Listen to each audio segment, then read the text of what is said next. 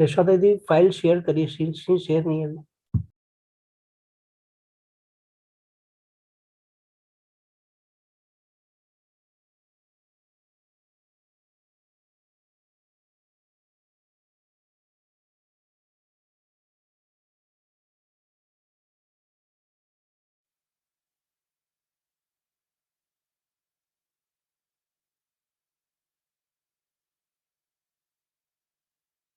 यशोदा दीदी file share करिए, sheet share नहीं है अभी।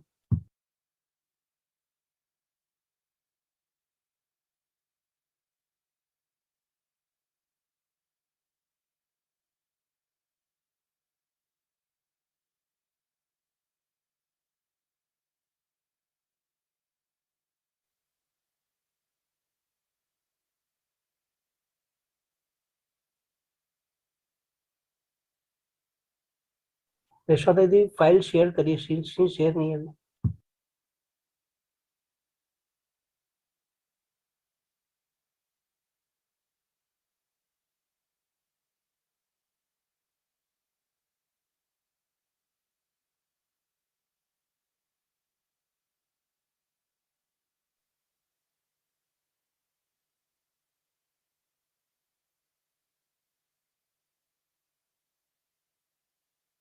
यशोदा दीदी फाइल शेयर करिए, शीट।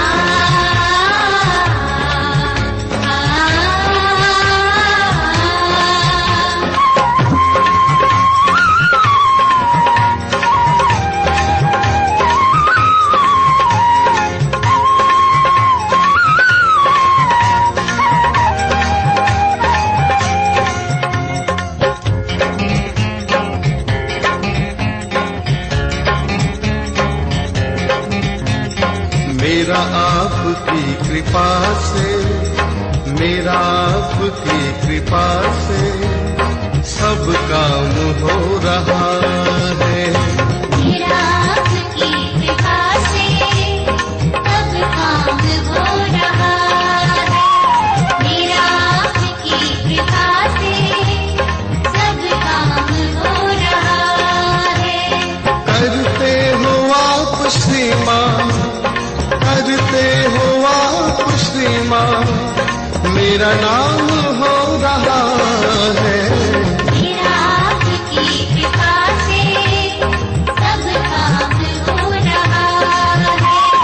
मेरा आपकी कृपा से सब काम हो रहा है।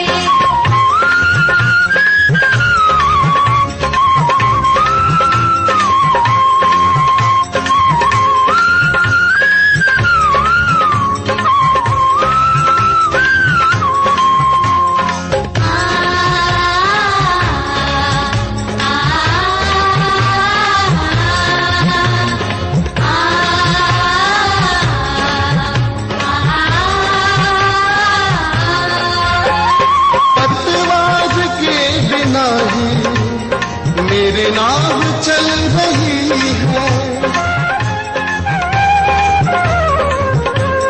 पतवार के बिना ही मेरी नाव चल रही है।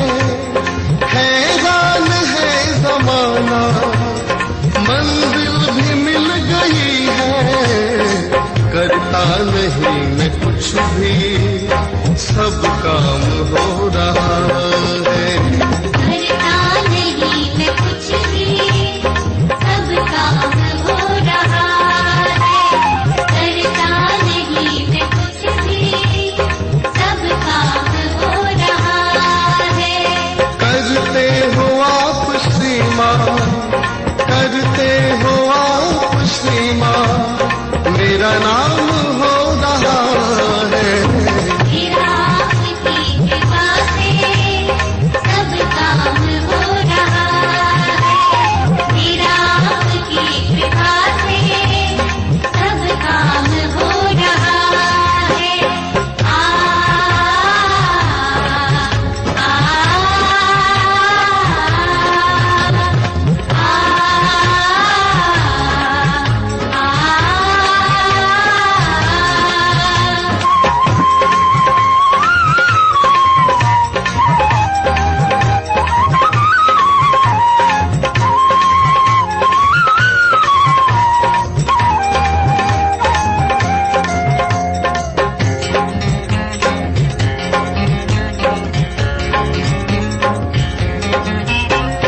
तुम साथ हो जो मेरे, किस चीज की कमी है।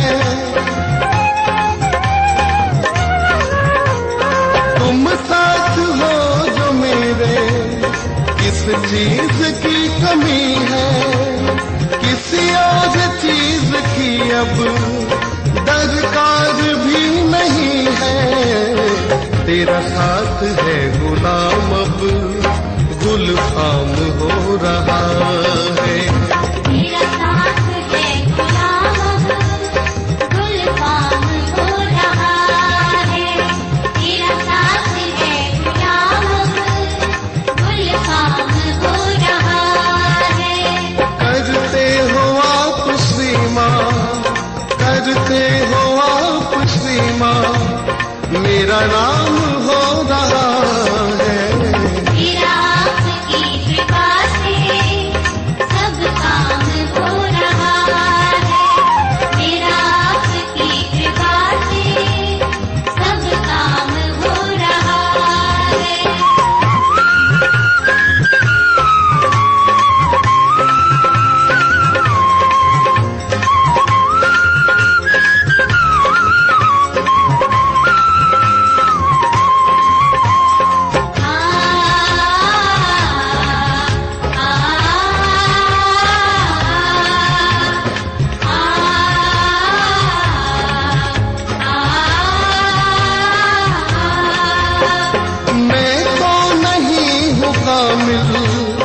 तेरा पाग कैसे पाऊं,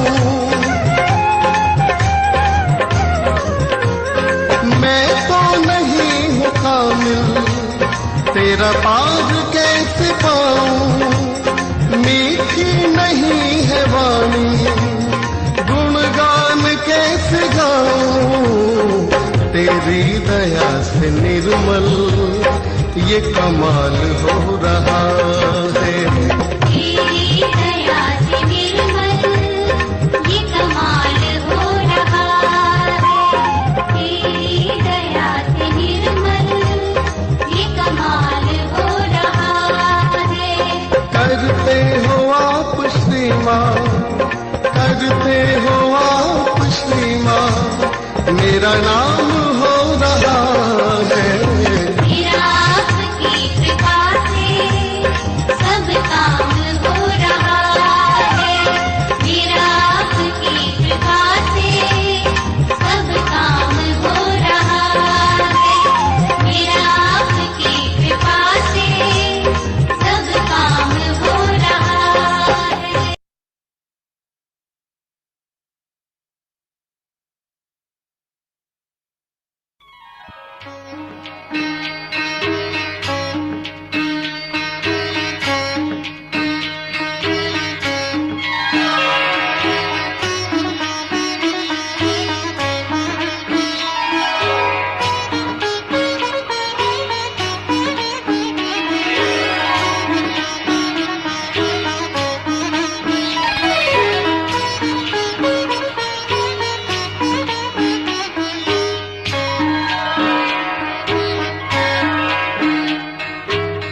माता जी सबसे महान शक्तियों की है प्रमाण। ब्रह्म चैतन्य हुआ साकार, माँ के रूप में है एकार। माता जी सबसे महान शक्तियों की है प्रमाण। ब्रह्म चैतन्य हुआ साकार, माँ के रूप में है ये काल।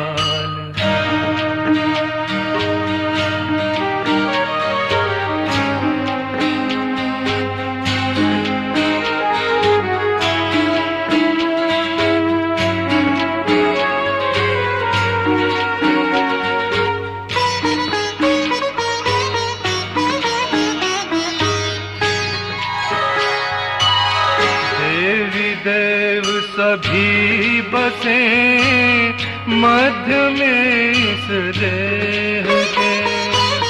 देवी देव सभी बसे मध्य में इस देह के।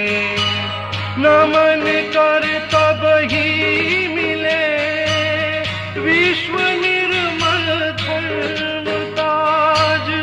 विश्व निर्मल धर्म ताज।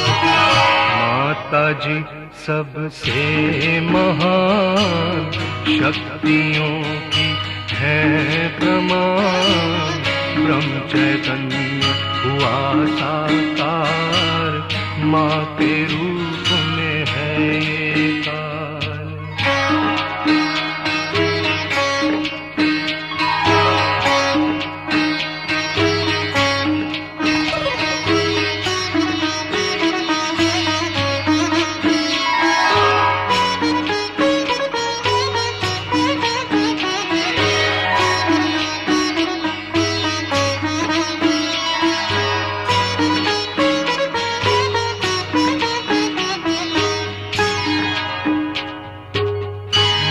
से ही पाया हमने अपना आत्म साक्षात्कार। माँ से ही पाया हमने अपना आत्म साक्षात्कार। माँ कृपा हम हुए हैं पार। चित्त को मिल गया प्रकाश, चित्त को मिल गया प्रकाश। माता जी सबसे महान शक्तियों की है प्रमाण। ब्रह्म चैतन्य हुआ साकार, माँ के रूप में है ये काल।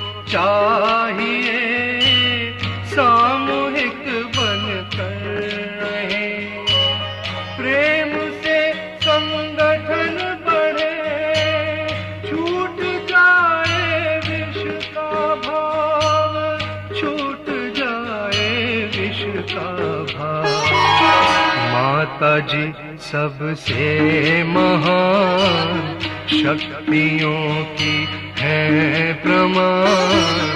ब्रह्म चैतन्य हुआ साकार, माँ के रूप में है ये काल।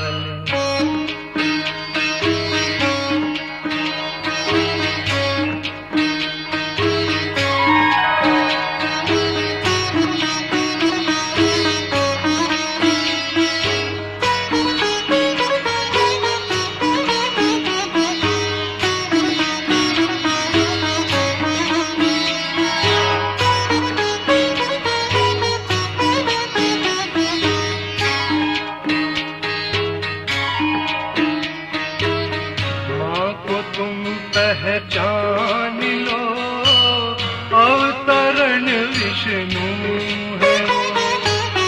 माँ को तुम पहचान लो, अवतरण विष्णु है वो।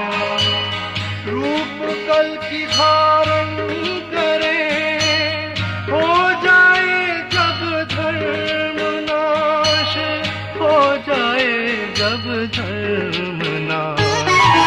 माता जी सबसे महान, शक्तियों की है प्रमाण।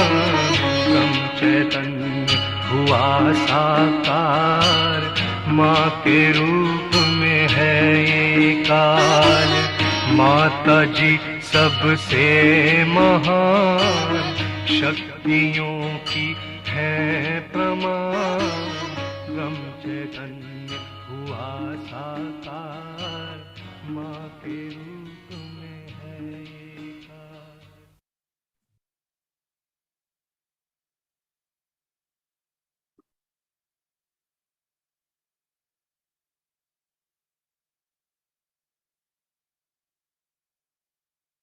जय श्री माता जी।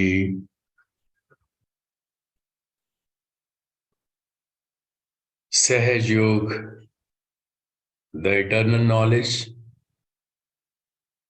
निरंतर ज्ञान के इस ध्यान मंच में आप सभी संतों का, पुण्यात्माओं का हृदय से स्वागत है। आप सभी को हमारा हृदय से प्रणाम स्वीकारी हो। परम पावनी माँ के चेतना सागर में सर्व सब समर्पित करते हुए आज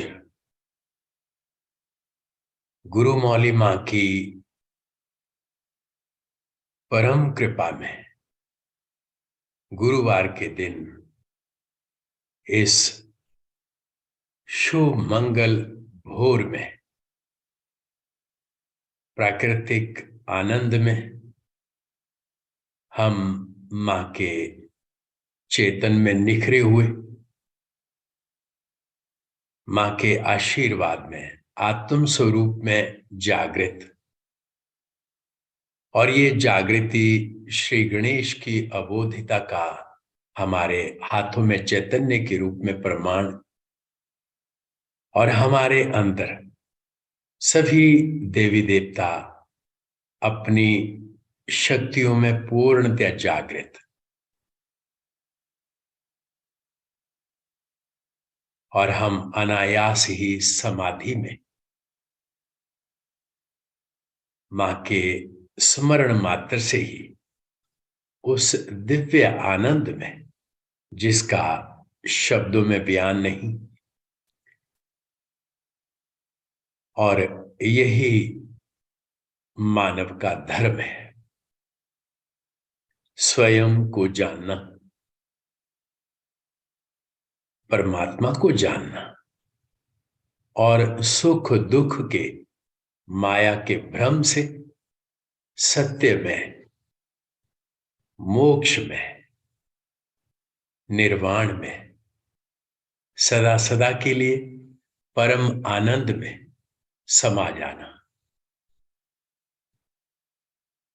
जड़ से चेतन की ओर का विकास मानव चेतना का यही धर्म है, और अपने धर्म में जब हम जागृत होते हैं तो मूल रूप में हम आत्म स्वरूप में सबसे पहले श्री गणेश का ही रूप बनकर चैतन्य का प्रादुर्भाव मां की कृपा में हमारे स्वरूप में से निखरने लगता है और फिर हमारा चित्त जो बहिर्मुखी है वो परमात्मा की चेतना से एक रूप होकर स्वाधिष्ठान स्व आत्मा स्थान जो उसका मूल रूप है, जो हमारा मध्य मार्ग है, जहां ब्रह्मदेव और मां सरस्वती की शक्ति विराजमान है, वही हमारा चित्त स्थायी रूप में मां की चेतना से कुंडलनी के साथ एक रूप हो जाता है और हम अनायास ही परम शांति को पाते हैं। और यही शांति परमात्मा का स्वरूप है और ये कहीं किसी वजह से नहीं, ये हमारा अपना स्वरूप है।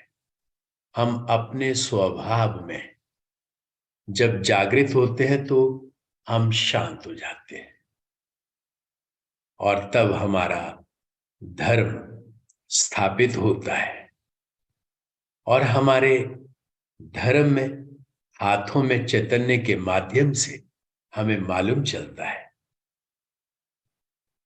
चक्रों के बारे में और कोई बाहर से नेगेटिव इफेक्ट आए उसके बारे में।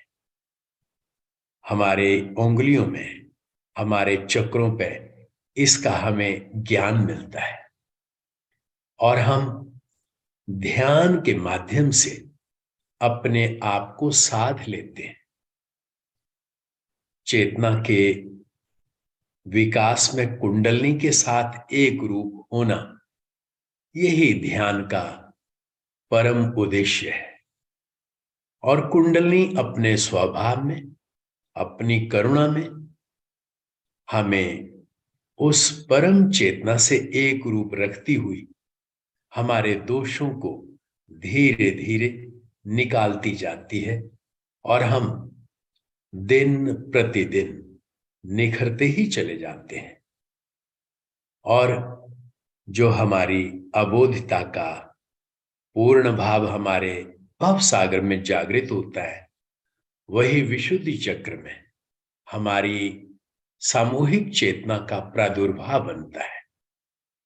हृदय में मां की करुणा, वही करुणा हमारे स्वरूप से सामूहिक चेतना के माध्यम से हमारा स्वभाव बनती है, व्यवहार बनती है, आचरण बनती है। और इस अबोधिता के पूर्ण भाव में हम निर्विचार हो जाते हैं मां की कृपा से, जहां हमारा गणेश स्वरूप महागणेश, महाविष्णु और जीसस के रूप में हमारे आज्ञा चक्र पे क्षमा के भाव में निखर जाता है।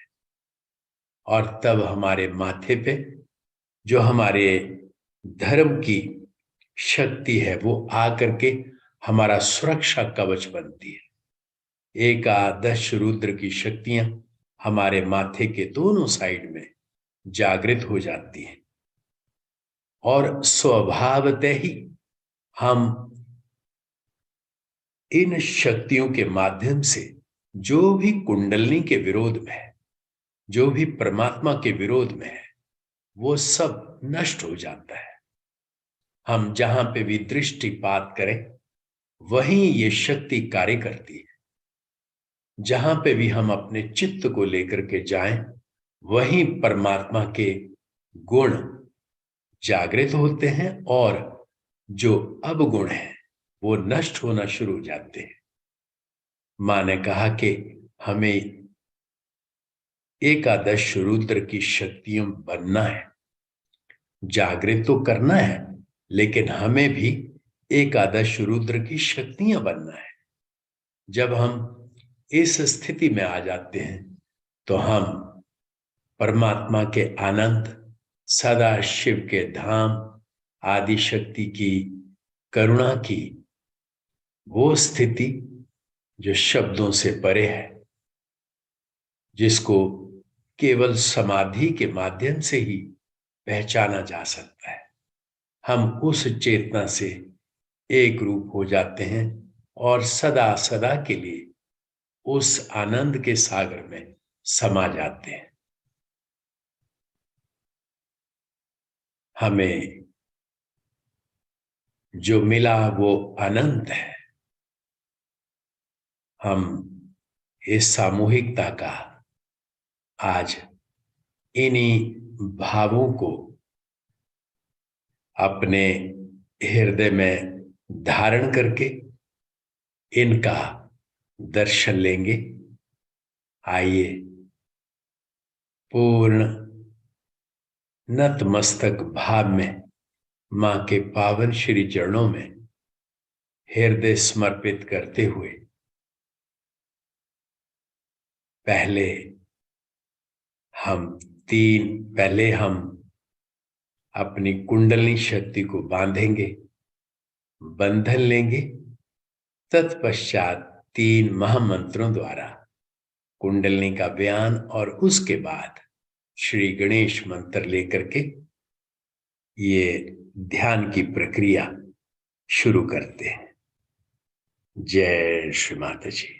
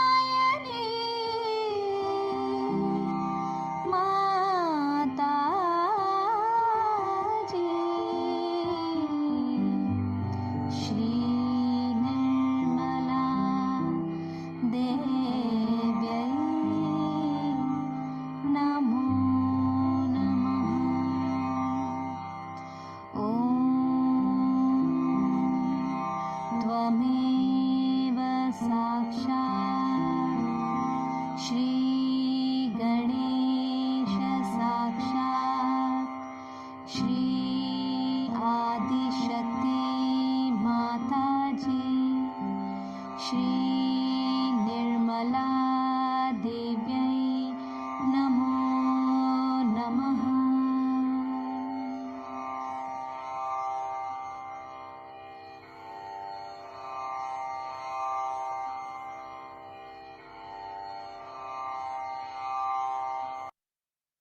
जय श्री माता जी।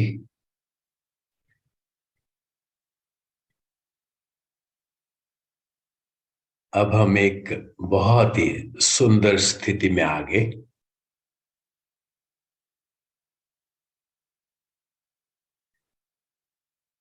मां की चेतना से हम एक रूप हो गए।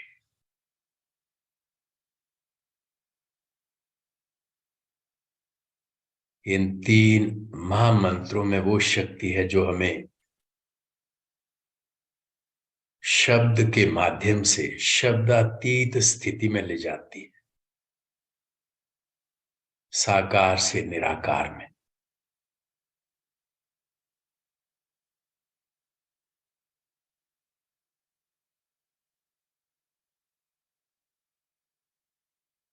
आइए इस आनंद की स्थिति में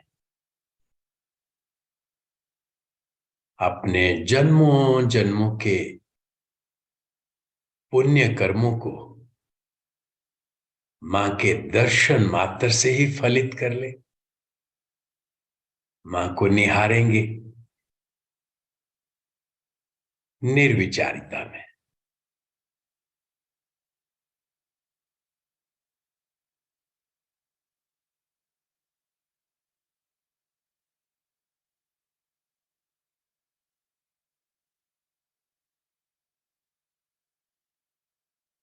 और जो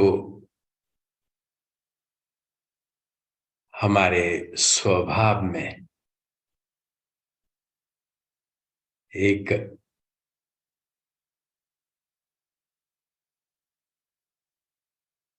गंगा जल की तरह शीतल करता हुआ चैतन्य का भाव रूपांतरित हुआ, वो हम सब महसूस कर सकते हैं। और धीरे धीरे इस शीतल भाव में आंखें बंद हो गई, चित्त शांत हो गया।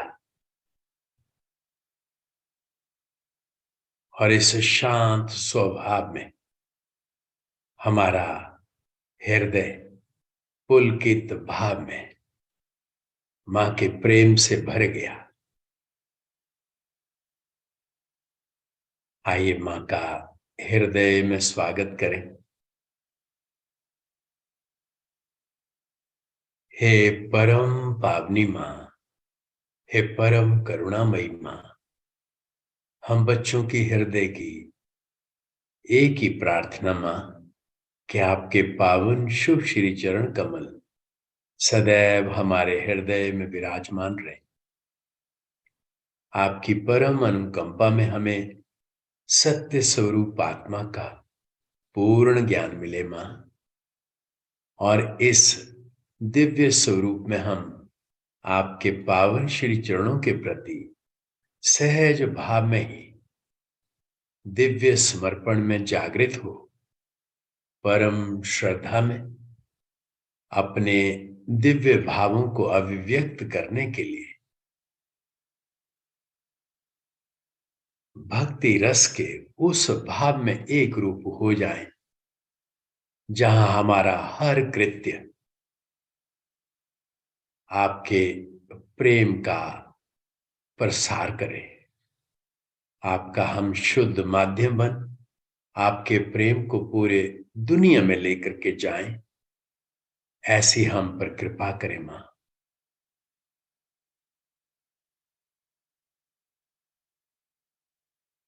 श्री माता जी, हमारा अनंत कोटि प्रणाम मां। हमारा बारंबार प्रणाम मां। मां, जाने जाने हमसे जो भी गलतियां हुई उन सब के लिए कृपा कर हमें क्षमा करें मां। मां, उन्हें भी क्षमा करें जिन्होंने हमारा हृदय दुखी किया हो। श्री माता जी, आपकी परम अनुकंपा में आज हम सामूहिक ध्यान के माध्यम से एकादश रुद्र की शक्तियों को पूर्ण रूपेण जागृत कर सामूहिक ध्यान का आनंद लेना चाहते हैं। इस परम दिव्य स्वरूप की समाधिस्थ अवस्था में हम सदैव आपके चेतना से बने रहें, इसी भाव के साथ आज के ध्यान का आशीर्वाद पाने के लिए हम आपके श्री चरणों में प्रार्थना करते हैं। मां, श्री माता जी, हमें आज के ध्यान की अनुमति प्रदान कर आशीर्वादित करें और हमारा मार्गदर्शन भी करें। मां, जय श्री माता जी।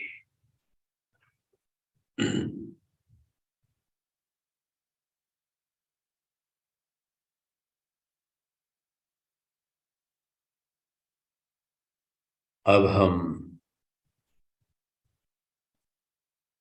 कुंडली मां पे सब कुछ छोड़ देंगे।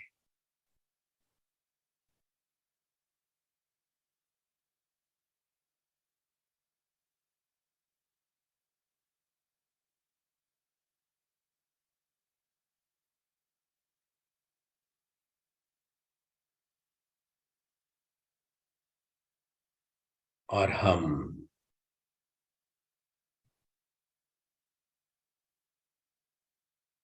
परम शांति में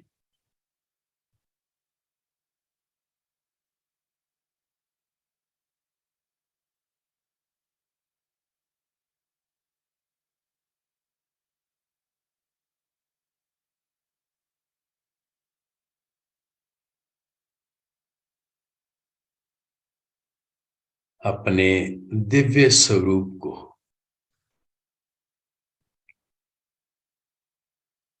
कुंडलनी मां की चेतना में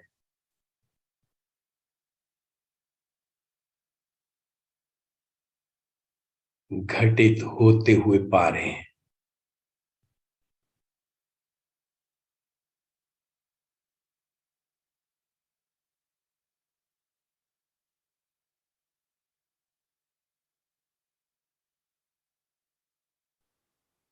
रोम रोम हमारा शांत होता हुआ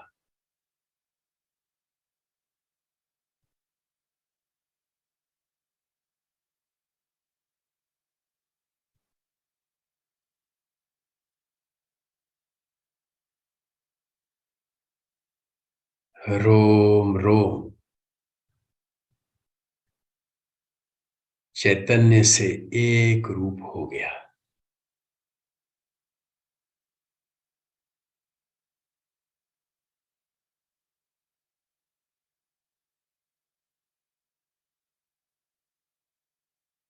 और हमारा स्वभाव दिव्य आनंद से भर गया।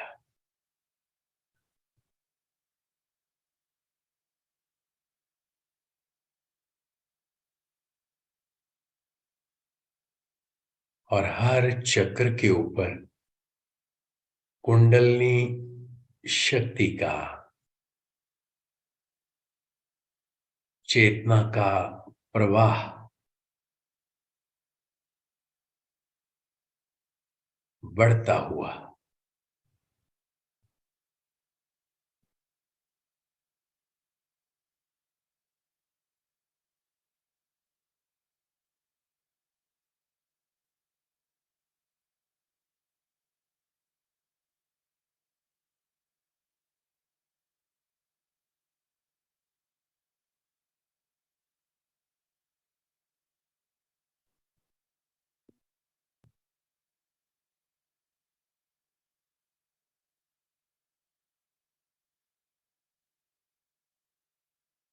और हम स्वभावतः अंतर्मुखी हो गए।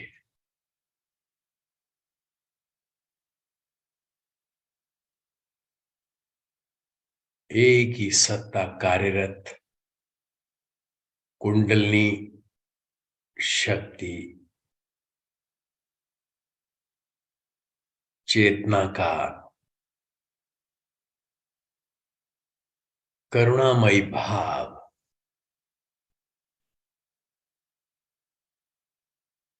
नस नस में, रोम रोम में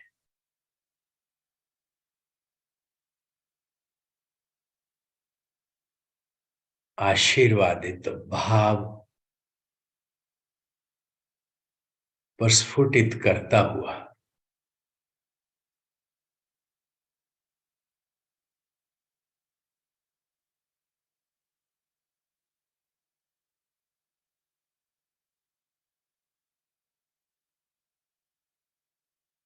हाथों की उंगलियों में, हथेलियों में चैतन्य की धारा और दिव्य भाव में प्रवाहित होती हुई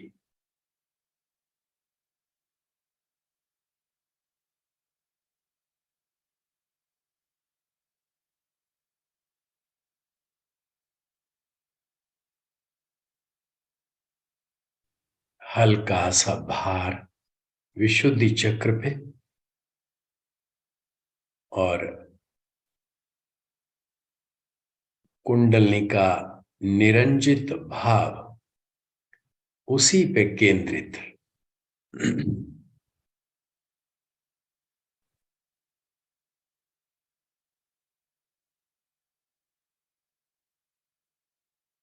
मंत्र लेकर के हम इसको और तेजी दे सकते हैं मां की कृपा में। मंत्र लेंगे श्री राधा कृष्ण साक्षात और उसके बाद लेंगे श्री विराट विराटांगना साक्षात। ओम त्वमेव साक्षात् श्री राधा कृष्ण साक्षात् श्री आदिशक्ति माता जी श्री निर्मला देवै नमो नमः। ओम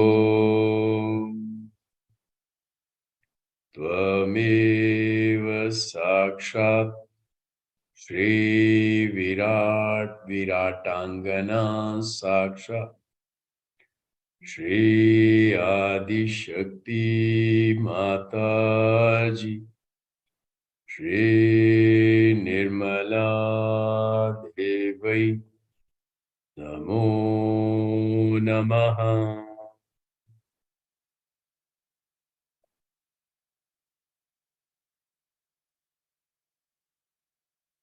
इसका मायने कि हम सामूहिक चेतना में है और कार्यरत केवल कुंडलिनी शक्ति और हमारा चित्त कुंडलिनी के साथ एक रूप और हम केवल साक्षी,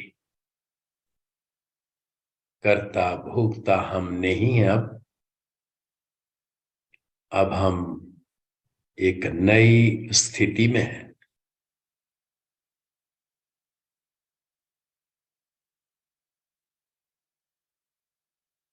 और ये स्थिति है विराट की।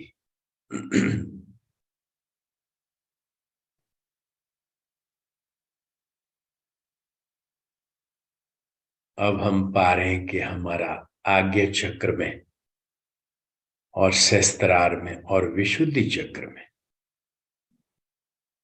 चेतना का निरंजित भाव और दिव्य स्वरूप में हमारे चक्रों को प्लावित करता हुआ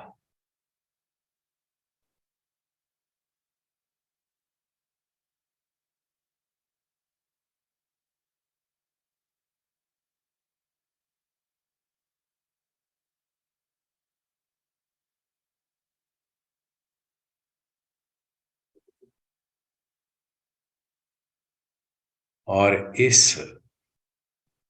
चेतना के ऊर्ध्व गति के भाव में एक प्रधान रस, वो है आनंद।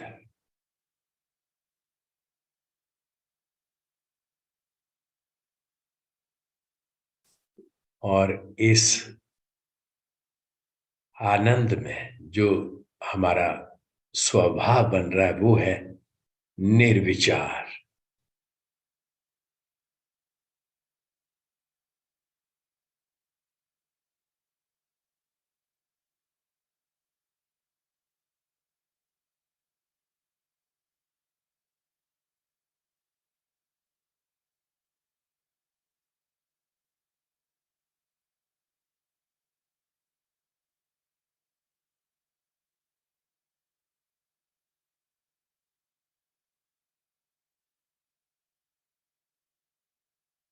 विशुद्धि चक्र पे थोड़ा और भार।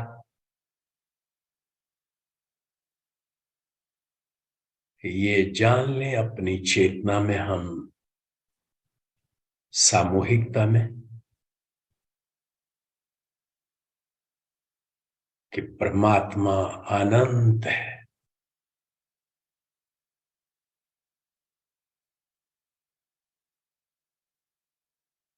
परमात्मा विराट स्वरूप है।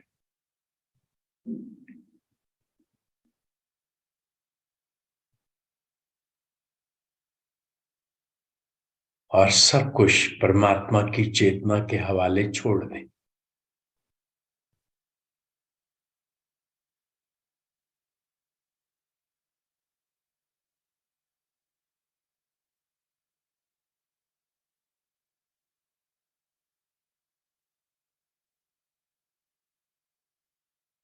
और अब हम स्वभावतः ही सहस्त्रार पे निरंजित भाव में चेतना के सहज प्रादुर्भाव में एक रूप हो गए।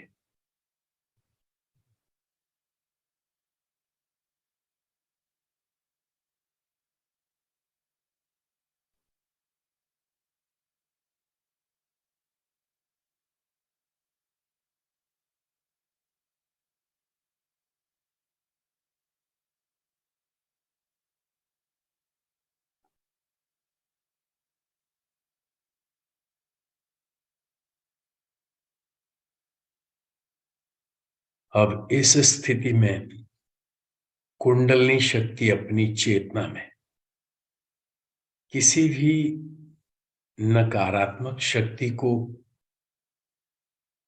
किसी भी चक्र के ऊपर आने नहीं देती। कुंडलनी की चेतना के वेग में सारी नेगेटिव फोर्सेस सहस्त्रार के माध्यम से एवोल्यूशनरी प्रोसेस से बाहर निकल जाती।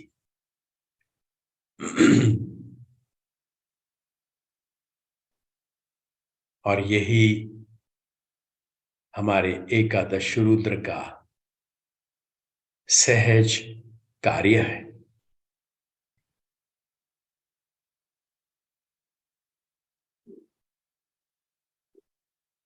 पूर्ण निष्क्रिय भाव में कुंडलिनी की गतिशीलता में हम चेतना के आनंद में। और अब हम सहस्त्रार के ऊपर आ गए।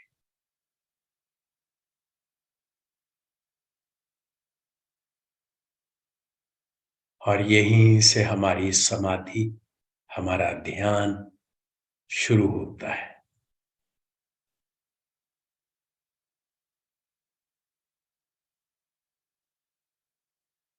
ऐसा लगता है जैसे ताउम्र इस स्थिति का आनंद लेते रहे।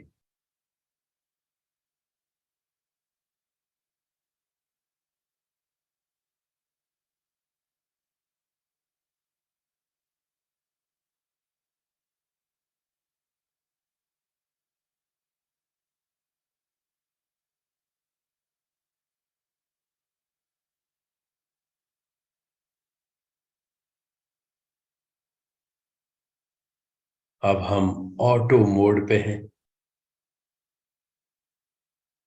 स्वचलित प्रक्रिया जहां हम निर्विचार चेतना में कुंडलनी शक्ति के निरानंद भाव में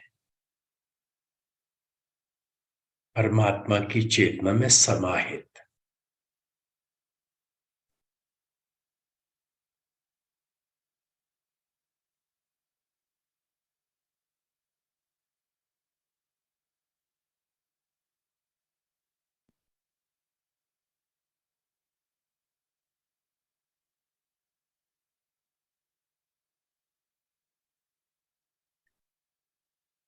इस ध्यान अवस्था में आइए मां की दिव्य अमृत वाणी के माध्यम से जाने कि गुरु तत्व में धर्म में स्थापित होकर हमें कैसे एकादश रुद्र की शक्तियां बनना है। जय श्री माता जी। मां की अमृत वाणी।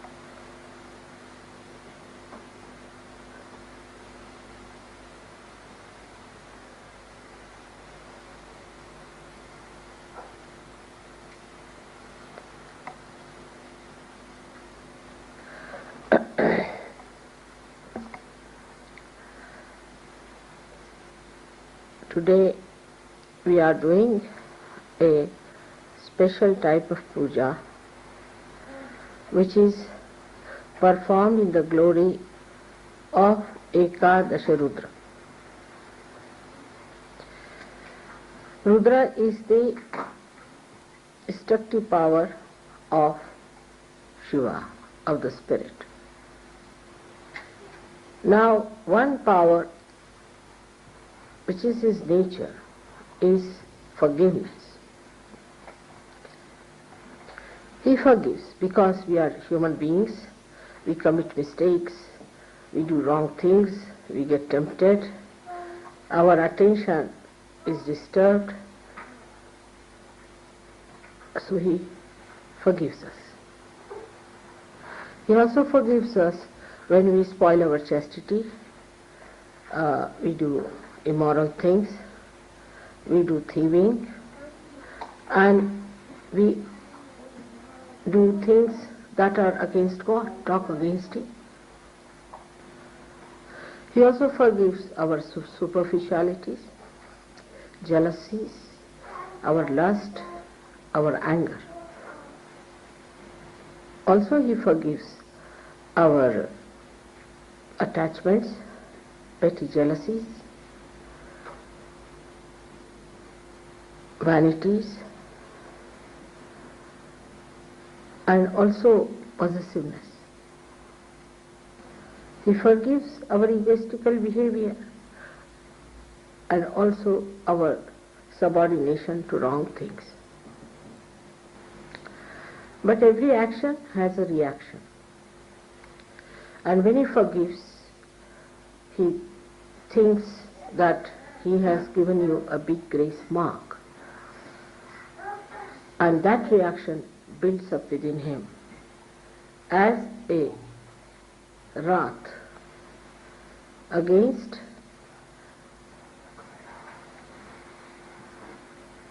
those who are forgiven try to do greater mistakes, especially after realization, because such a big blessing there is of the realization. You've got the light, and in the light, if you are holding on to a snake, then his wrath goes up because he sees how stupid you have been. What I'm saying is that after realization especially, he is much more sensitive that people who are forgiven and have been given such a big thing like self-realization, still they do wrong things, then he is much more wrathful. So in the balance, the forgiveness starts reducing and wrathfulness starts increasing. But when he forgives, and as a result of that forgiveness, you feel the gratitude, then his blessings start flowing towards you.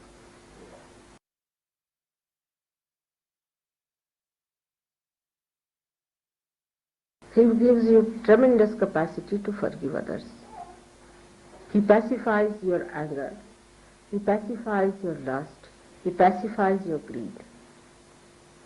Like beautiful dewdrop, his blessings come on our being and we become really beautiful flowers. And we start shining in the sunshine of his blessings. Now he uses his wrath or his destructive power to destroy all that tries to trouble us. He protects realized souls at every point, in every way. Negative forces try to attack a Sahaja, but they are all neutralized by his tremendous power of protection. Through his vibratory awareness, we are guided into right path. All the beautiful blessings of his are described in the Psalm 23, isn't it? That's the 23 Psalm. The Lord is my shepherd. Is all described how he looks after you like a shepherd. But he does not look after the evil people. He destroys them. Those who enter into SahajaYoga are still carrying on with their evil nature are destroyed. Those who come to SahajaYoga and do not meditate and do not fly, he destroys. Or they are thrown out of SahajaYoga. Those who murmur against God and live in a way that is not behoving as Sahaja, he removes them from. So by one force he protects, by another force he throws away. But his destructive forces, when they are built up too much, then we call it now the Ekadasha Rudra is active.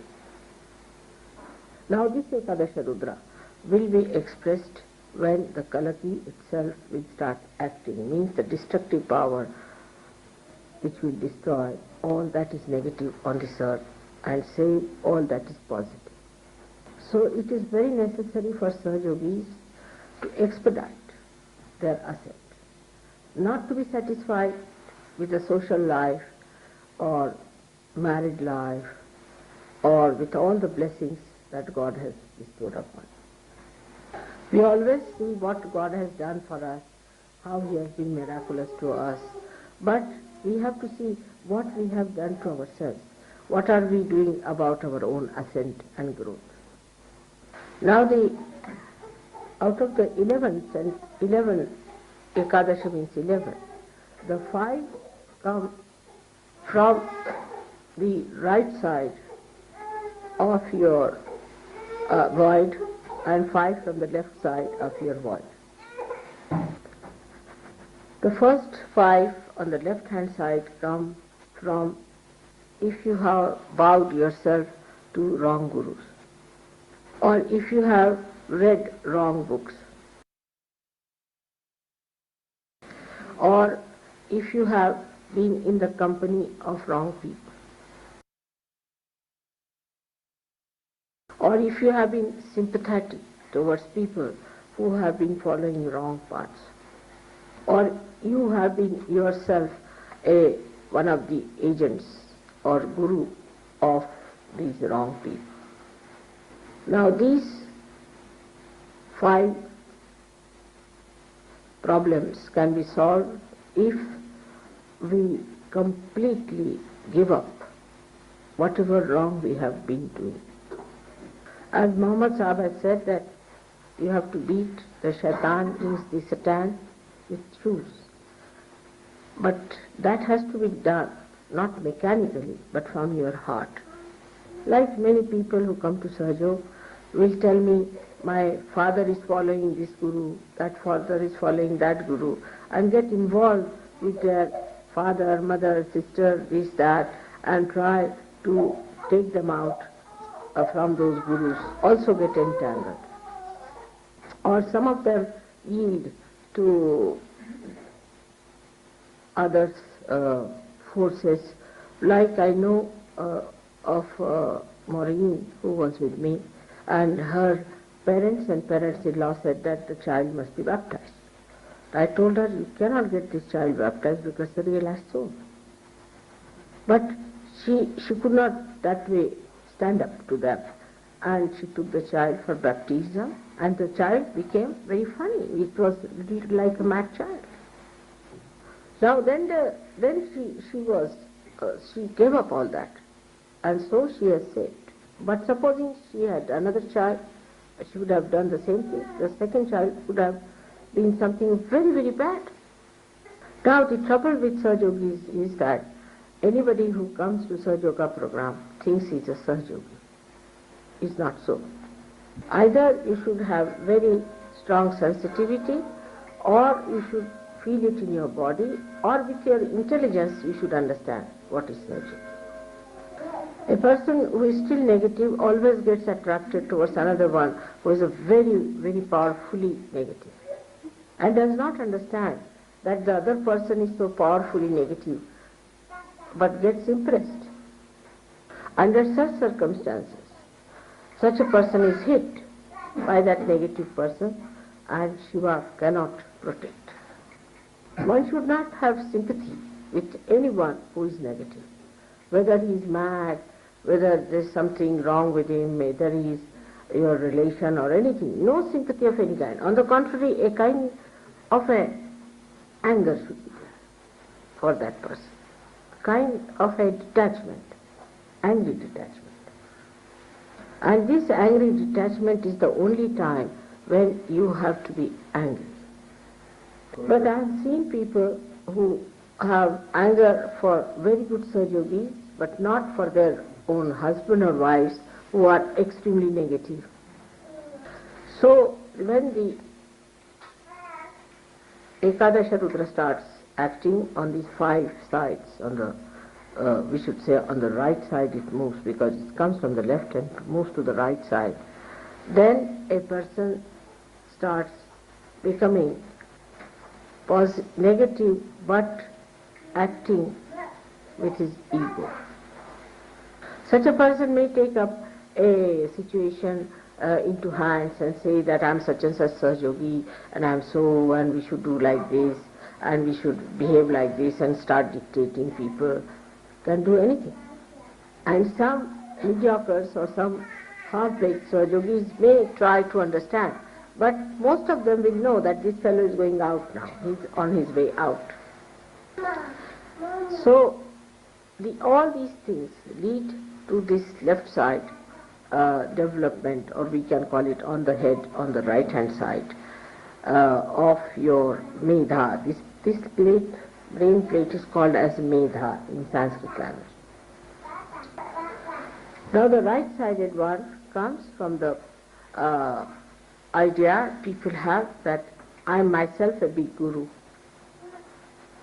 They start preaching about Sahaja Yoga also as if they are become great gurus. We have known some people who give big lectures in any program and never allow my tape to be played or anything. They think they have now become experts. Then some of them say that now we have become so great that we need not do any foot soaking or anything. There's no need to do meditation. There are some like that also. And then there are some who say that sin can never touch us. Now we are Sahaja Yogis. We are very great evolved souls.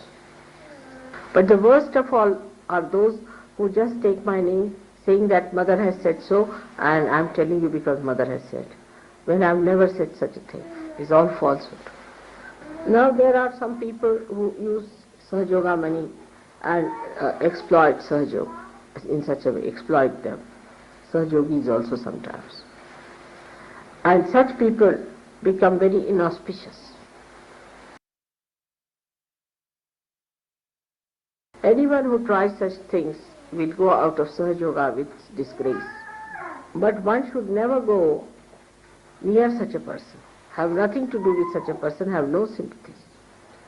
Because this inauspiciousness will hurt anyone to any extent, so better keep out of such people. When these 10 Ekadashas are developed within a person, then definitely such a person gets diseases like cancer and incurable, horrible diseases. Especially when the 11th one, which is actually here, which is the Virata's chakra, which is the collectivity, when it is affected as well, then such a person cannot get out of this disease. But these, out of these, even 5 are combined, supposing with Muladhara or with Agya, then they get into very serious type of dirty diseases. That's why I always say that be careful about your Agya chakra, because that is one of the worst things that once it starts getting combined with these Ekadashas, part of the Ekadashas, then anything can happen to a person. He can meet with a horrible accident, he can suddenly be hit by someone, could be murdered by someone, anything can happen to such a person who has got the right Agya, and also any one of the Ekadashas, right or left. That means the 5 of these, any one of the 5s, if they combine with Agya chakra, the protective power of God are minimum. So to keep your Agya chakra right, say now I am speaking, now you should watch me constantly so that there is thoughtless awareness and the Agya chakra is soothed out. But don't pay attention here and there all the time. Then you will find that gradually your attention will neutralize into thoughtless awareness. And your attention would be fixed in such a manner that you don't have to worry about anything. In thoughtless awareness, nobody can touch you. That's your fortress. By meditation, one must establish thoughtless awareness. That is the sign that you are rising higher. Many people do meditation and say, all right, Mother, we are doing mechanically, they do. And they say, yes, I did this, I did this, I did this. But did you achieve your thoughtless awareness minimum of minimum? Otherwise, if you are doing something mechanically, it is not going to help you or help anyone. So after realization, as you are very well protected, you have all the blessings and a great future, you also have a great possibility of a complete annihilation. I would say, to give an analogy, you are climbing and everybody is supporting you to climb, holding your hand, and there are so many things by which you are protected to be taken upward. There is no possibility of falling off by mistake also. But if you try to remove your bondages with truth and love, and all the time try to hit the people who are trying to support you, then you fall from a great height. Greater height. I mean, the greater height you rise, the greater you fall.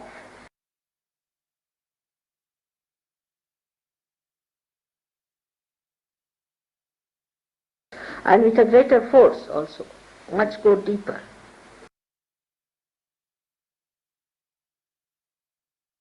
But every effort is made by the Divine, every support is given to you, every care is taken. Despite that, if you want to fall, then from that height is very dangerous. But Ekadasha Rudra at that time, at such a time, when somebody tries to harm the cause of Sahaja after being in Sahaja, then hits you so badly that the whole attack is very widespread. But the whole family can be protected if there are few people of that family doing Sahaja work, could be protected. But in case the family that is against all the time of Sahajogis and try to trouble them can be completely destroyed in a very bad way.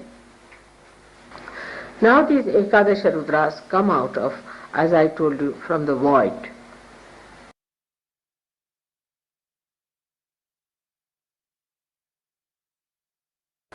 So we can say that the destruction part of it comes from the void mainly.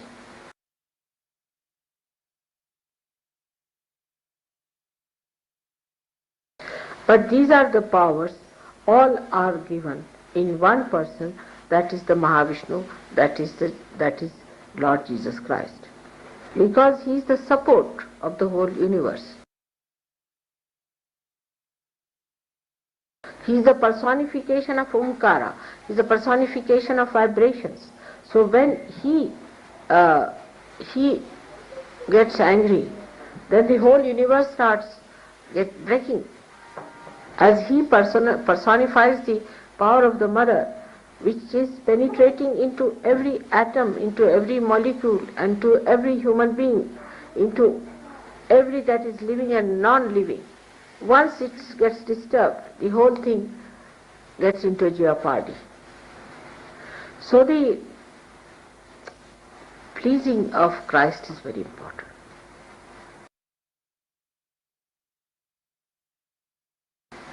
Now Christ has said, you have to be like small children. That is the innocence, the purity of heart is the best way you can please Him. As in the West especially, people have developed their brains too much.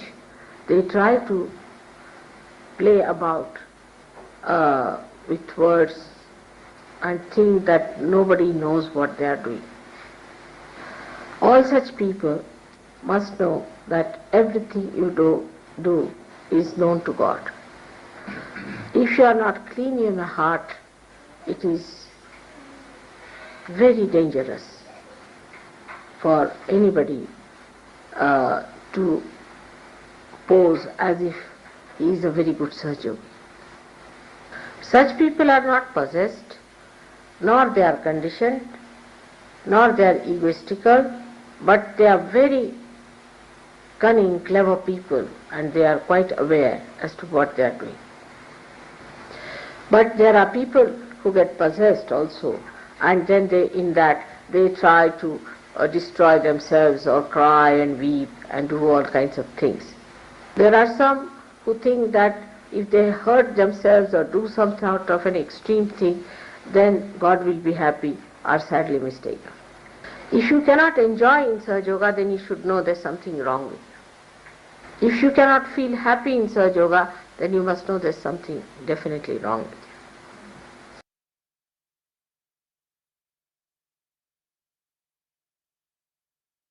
you. If you cannot enjoy the company of Sahajogis, then be sure something wrong with you.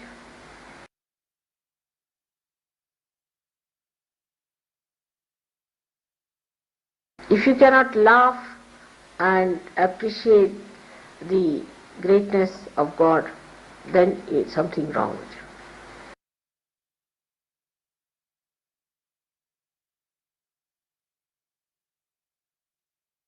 If you are still worried about negative people and their problems, then know that there's something wrong with you. If you have sympathies with negative people, then also there's something wrong with you.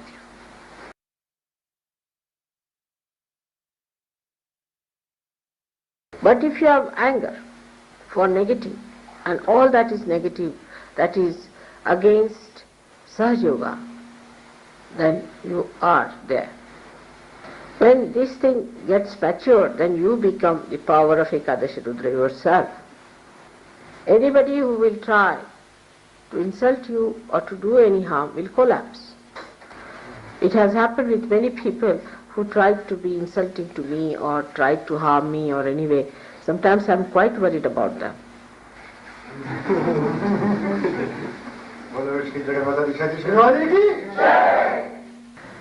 So one has to be in such a way that they become the Ekadashi.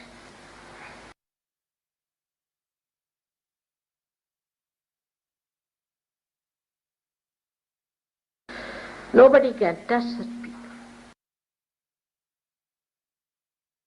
But such a person is full of compassion and forgiveness.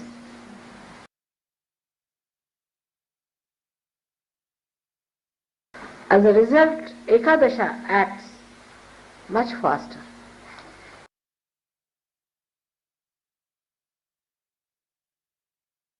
The more compassionate you are, the more powerful Ekadasha becomes. The more collective you become, the more Ekadasha acts.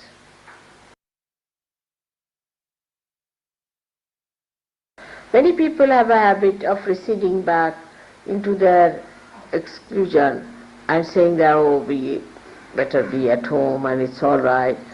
But they don't know what they are missing. Whatever may be your experience with others, you should stick on together, always attend programs, take leadership, go ahead with it, work it out, and you will be blessed thousandfold. Ekadasha Rudra are all the powers, I would say, of destruction together. This is the power, destructive power of Sri Ganesh. Is the destructive power of Brahma, Vishnu, Mahesha.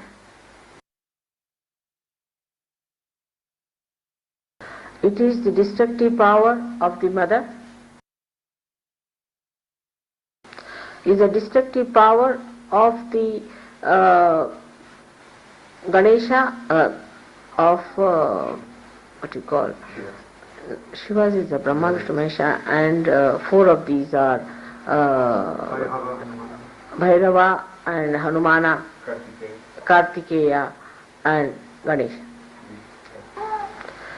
And Ganesha. Also the powers of Sadashiva and of the Adishakti. All the destructive powers of all the incarnations are Ekadasha. Now the last but not the least is the destructive power of Hiranyagarbha, which is the collective Brahmadeva. And this power, when it acts, every atom explodes, the whole atomic energy goes into a destructive power. So thus, the complete total destructive power is Ekadasha Rudra. It's extremely powerful, explosive, but it's not blind.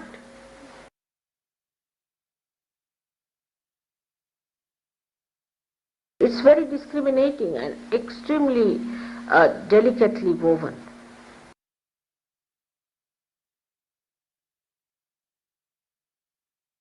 It avoids all the good points and attacks the wrong things.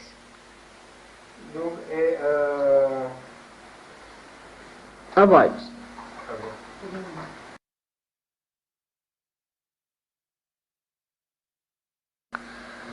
And it hits at the right time, at the right point, direct, without hitting anything that is good in between. Now the glance of Ekadasha Rudra falls upon someone, say, for example, and there is something in between which is divine or which is a positive thing. It penetrates through positive without harming the positive and hits the negative. It cools down somebody and burns another. Not freezing, it doesn't freeze, it cools down.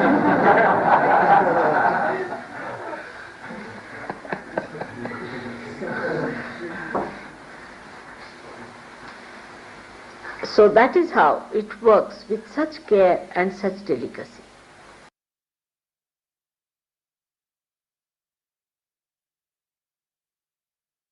And it is tremendously sharp also.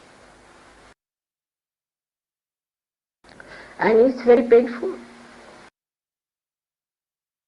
It's not like cutting the neck in one shot. It goes on slowly, slowly. All the horrible tortures that you have learnt or heard about are expressions of Ekadasha only. For example, take the case of cancer. In the cancer thing, the nose is removed, the tongues are removed, and the gullet is removed, and everything goes on one after being removed with terrible pain, you see. Take leprosy, for example. The lepers cannot feel their fingers. They cannot feel it. So any rat or anything eats their finger, they can't feel it. So they start losing their fingers. That is how Ekadasha eats up people. Devours. But this wrathfulness of the father can be very gentle and could be very sweet when it comes to his own children. The story is about the mother. Once she got very angry, the primordial mother, and she was so angry she wanted to destroy the whole world with her Ekadasha power. And she tried to destroy the whole world. When she went into that mood, the father himself felt that she is being a bit too much angry. So, when she started destroying, and she was going right and left, he didn't know what to do. So, he took her child, that means representing Sahaja, you can say, representing Christ, or representing any one of these great children of hers, that he put the child under her feet. So when she was stamping, suddenly she saw her own child under her feet, and such a big tongue came out. She just stopped balancing. But this has happened only once. So after Ekadasha Rudra, ultimately the complete destruction comes through the anger of Sadashiva, when the final total destruction takes place. So thus we have seen how Ekadasha Rudra acts and how Sahajogis have to become themselves Ekadasha Rudra. Now to develop this power, one has to develop a tremendous power of detachment. Power of detachment. Detachment from negative. For example, negativity can come from very near people like brother, mother, sister, could come from friends, could come from relatives. It could come from a country, it could come from your political ideas, economic ideas, anything like that. Any misidentification can destroy your power of Ekadasha. So it is not only sufficient to say that I am surrendered to SahajaYoga and I am a Sahajogi, but you must know mentally also what is Sahaja, so that intelligently you understand what is Sahaja. Because in the West especially people are over-intelligent, and if the light of Sahaja doesn't enter into their intelligence, you can never overcome your attachments. That doesn't mean you talk too much about Sahaja or you give lectures on that, but mentally you should also understand what is Sahaja. Today is a special day when it has been asked that we should have Ekadasha Rudra Puja, and is for all kinds of false religious sects and false gurus and false religions which are followed in the name of God, or any religion that does not say about self-realization and does not achieve self-realization and does not get connected with God is false. So any such thing that is just fake and talks of God but has no connection with God cannot be a true religion. Of course, it gives a balance to people, but in giving that balance, if people live on that money and try to enjoy a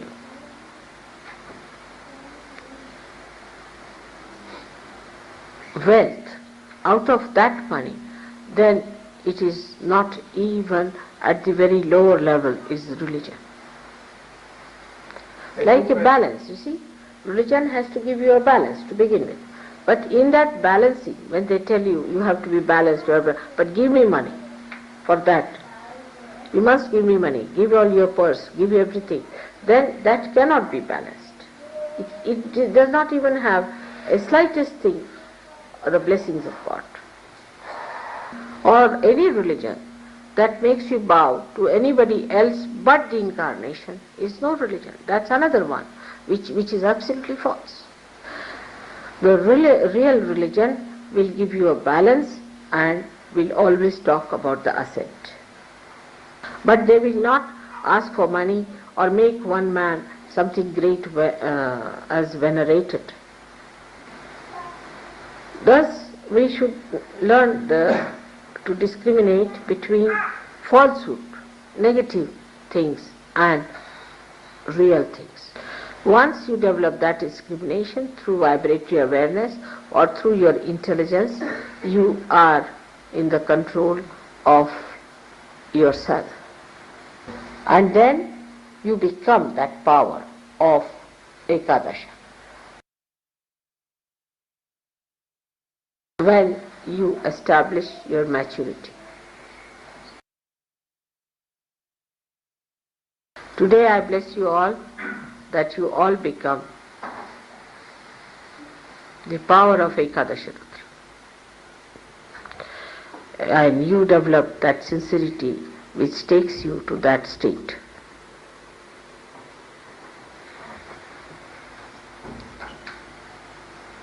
May God bless.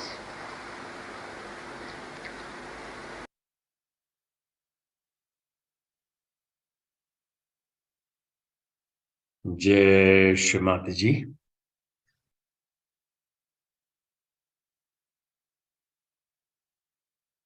परमात्मा के प्रेम और करुणा भाव में जो आनंद स्वरूप है, अपने बच्चों की रक्षा के लिए और बच्चों के ऊपर जो भी नकारात्मक शक्तियां प्रहार करती हैं, उनसे बचाने के लिए एकादश रुद्र की शक्तियां परमात्मा ने हमारे अंदर स्थापित की हैं। आइए ध्यान के माध्यम से इस आनंद को और इस सुरक्षा कवच को महसूस करें।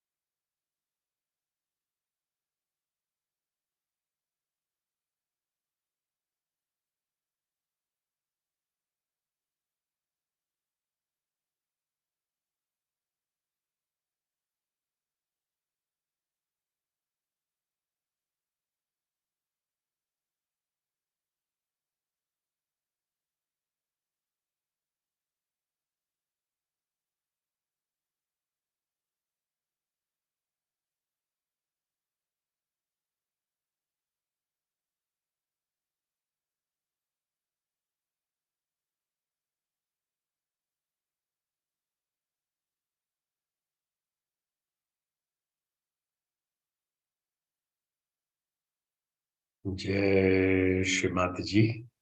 3 महामंत्र।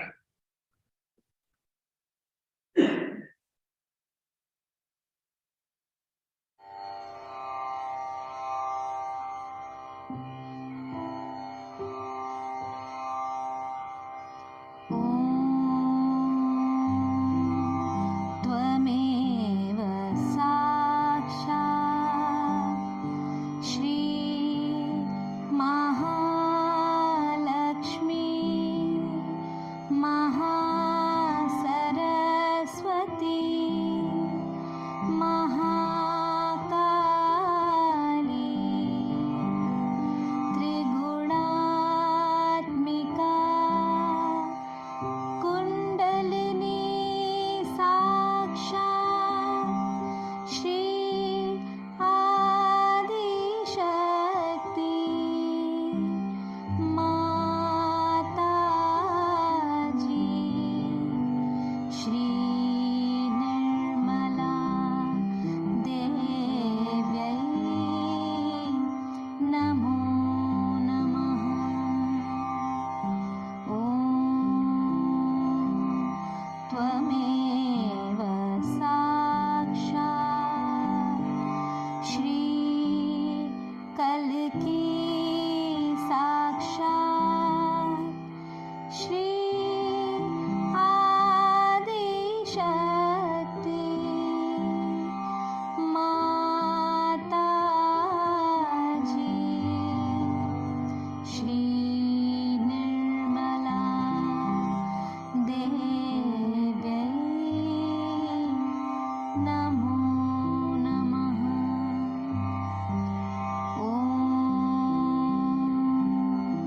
त्वमेव साक्षात्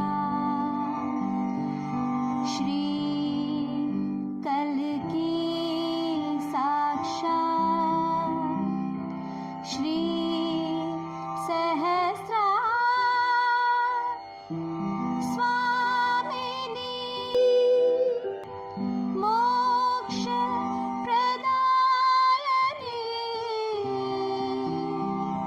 माताजी श्री निर्मला देव्यै नमो नमः। श्री निर्मला देव्यै नमो नमः। श्री निर्मला देव्यै नमो नमः।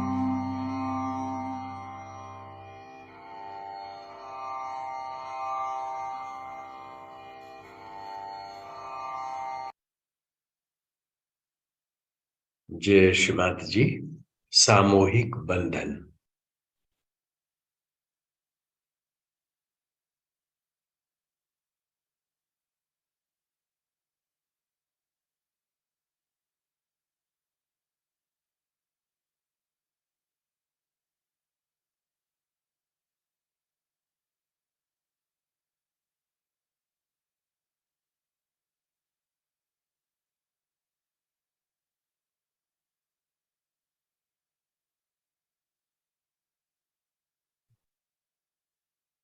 जय श्री माता जी। माँ की आज की दिव्य अमृत वाणी का रेफरेंस एकादश रुद्र पूजा 16th of September 1984, combo Italy. Shri Mata जी ने अति सूक्ष्म बातें बताई जो एकादश रुद्र की शक्तियां हैं, वो शिव की शक्तियां हैं जो हमारे अंदर करुणा के भाव में कार्य करती हैं। परमात्मा का स्वरूप करुणामय है और अपनी करुणा में वो अपने बच्चों को हमेशा सुरक्षा प्रदान करते हैं, आनंद प्रदान करते हैं। लेकिन जब ऐसे लोग जो परमात्मा की चेतना में परमात्मा को महसूस नहीं करते, जो आत्म साक्षात्कारी नहीं बनते, जो आत्म साक्षात्कार में आकर के एकादश रुद्र की शक्तियों के सुरक्षा कवच में नहीं आते, तो वो गिर जाते हैं।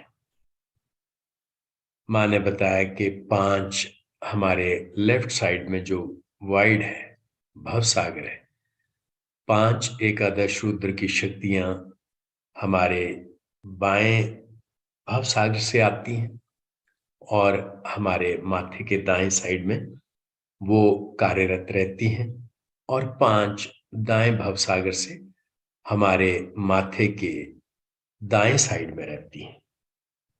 लेफ्ट वाली राइट में, राइट वाली लेफ्ट में। और भवसागर हमारा साफ रहना चाहिए। लेफ्ट कब पकड़ता है? जब हम किसी गलत गुरु के आगे झुकते हैं, गलत किताबें पढ़ते हैं, गलत धारणाओं का शिकार हो जाते हैं, तो हमारा लेफ्ट भवसागर पकड़ता है। राइट कब पकड़ता है? जब हम ईगोइस्टिक बिहेवियर में अपने आप को ही कुछ मान बैठते हैं, या हम सहज में आकर के सहज की मनी को अपने व्यक्तिगत उद्देश्य के लिए लगाते हैं। ऐसे बिहेवियर में हमारे एकादश रुद्र पकड़ते हैं, और जब एकादश रुद्र पकड़ जाए तो हमें परमात्मा का सुरक्षा कवच नहीं मिलता, हम अपनी चेतना से नीचे गिर जाते हैं। माँ ने बताया कि ये जो 5 लेफ्ट और 5 राइट में एकादश रुद्र है, जो महाविष्णु की शक्तियां हैं, उन्हीं के माध्यम से ये कंट्रोल होते हैं।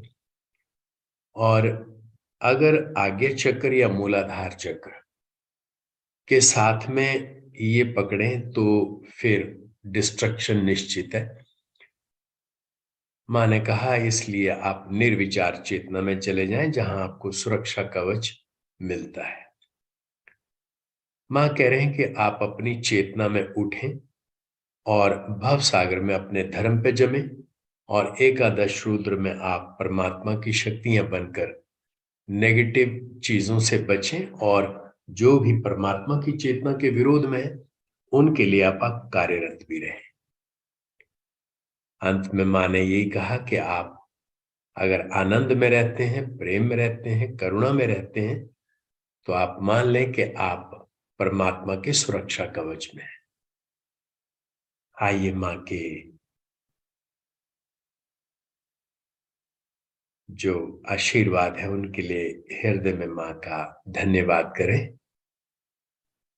हे परम करुणामयी माँ, हम बच्चों को जो आज आपके अनंत आशीर्वाद मिले, ध्यान के माध्यम से जो हमें निर्विचार और आनंद की स्थिति मिली, माँ जो आपकी दिव्य अमृत वाणी के माध्यम से हमें सूक्ष्म ज्ञान का आनंद मिला, चेतना में विकास मिला, इन सब के लिए हम हृदय से आपके आभारी हैं, ऋणी हैं। माँ श्रीमाता जी, पूर्ण नतमस्तक भाव में तन मन धन से हम पूर्णतया उस भाव में अपनी चेतना में आपकी करुणा में उठें, जहां हमारे एकादश रुद्र परमात्मा की दिव्य शक्ति के पूर्ण प्रादुर्भाव के लिए कार्यरत रहे।